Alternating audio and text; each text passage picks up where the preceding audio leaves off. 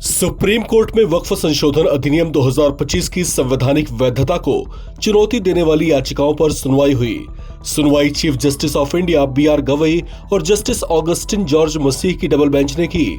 मामले की सुनवाई में केंद्र सरकार की ओर से सॉलिसिटर जनरल तुषार मेहता और याचिकाकर्ताओं की ओर से सीनियर एडवोकेट कपिल सिब्बल के साथ अभिषेक मनु सिंघवी की जोरदार बहस देखने को मिली।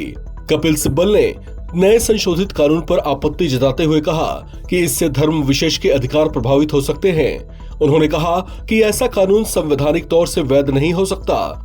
इसके साथ ही कपिल सिब्बल ने जब अपनी बात के तर्क में एक मिसाल देते हुए कहा कि मस्जिदों और दरगाहों में मंदिरों की तरह चढ़ावे नहीं चढ़ाए जाते हैं, तो उनकी इस बात पर सीजेआई बी.आर. गवई ने कहा कि वे दरगाहों में गए हैं और उन्होंने देखा है कि वहां भी चढ़ावे चढ़ाए जाते हैं। CJI B R. गवई ने इन याचिकाओं पर सुनवाई के बाद टिप्पणी करते हुए कहा कि संसद द्वारा पारित कानूनों में संवैधानिकता की धारणा होती है और किसी कानून के असंवैधानिक होने के संबंध में जब तक कोई ठोस मामला सामने नहीं आता तब तक अदालतें उसमें कोई हस्तक्षेप नहीं कर सकती हैं। सुप्रीम कोर्ट की ओर से इस टिप्पणी से याचिकाकर्ता पक्ष को खासी मायूसी हुई।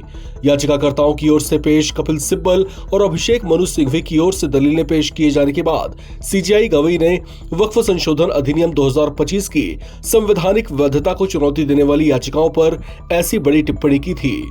इस मामले में केंद्र सरकार ने सुप्रीम कोर्ट से अपील की है कि इस मामले में कोर्ट अंतरिम आदेश पारित करने के लिए याचिकाओं की सुनवाई को 3 मुद्दों तक ही सीमित रखे, जिसमें कोर्ट यूजर और डीड की ओर से घोषित वक्फ संपत्तियों को डीनोटिफाई करने का बोर्ड का अधिकार भी शामिल हो। सरकार की ओर से पेश सॉलिसिटर जनरल तुषार मेहता की इस मांग पर कपिल सिब्बल ने कहा कि 3 मुद्दों के अलावा अन्य पर भी बहस होनी चाहिए।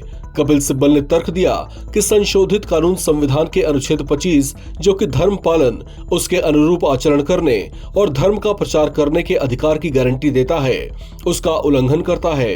3 मुद्दों में से एक मुद्दा है waqf by court, waqf by user या वक्फ बाय डीड द्वारा घोषित संपत्तियों को डीनोटिफाई करने की शक्ति। याचिकाकर्ताओं द्वारा उठाया गया मुद्दा राज्य वक्फ बोर्डों और केंद्रीय वक्फ परिषद की संरचना से संबंधित है, जहां उसका तर्क है कि पदेन सदस्यों को छोड़कर केवल मुस्लिम सदस्य ही इन संस्थाओं में होने चाहिए। तीसरा मुद्दा उस प्रावधान से संबंधित है जिसके तहत जब कलेक्टर ये पता लगाने के लिए जांच करेगा कि वक्फ घोषित की गई कोई भूमि सरकारी है या नहीं, तो जांच रिपोर्ट आने तक संपत्ति को वक्फ नहीं माना जाएगा।